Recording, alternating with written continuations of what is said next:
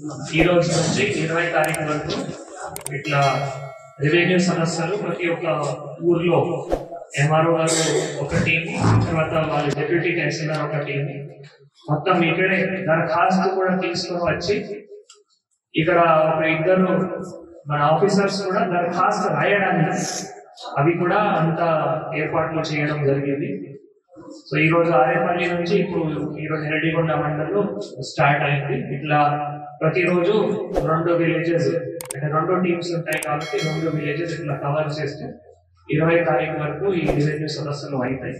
So ఈ రోజు ఇప్పుడు ఆరేపల్లి నాతో పాటు డీసీ గారు, ఎంఆర్ఓ గారు, మిగతా అధికారులు మీ అందరికీ కూడా నమస్కారం.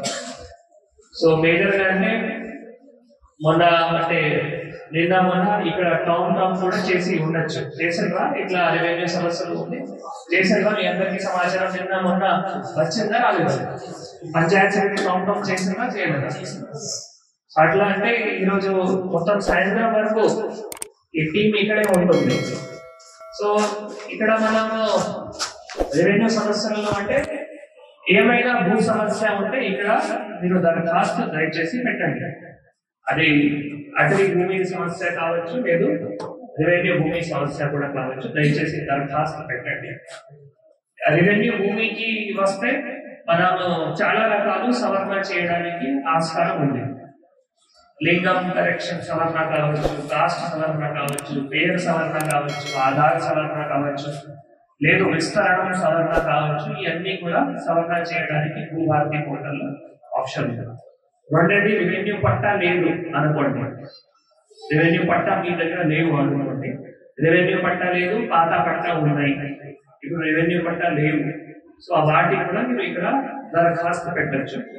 వాటికి మనం ఏమంటామంటే డిజిటల్ సైన్ పెండింగ్, డిజిటల్ సంతకం కాలేదు ఎంఆర్ఓ.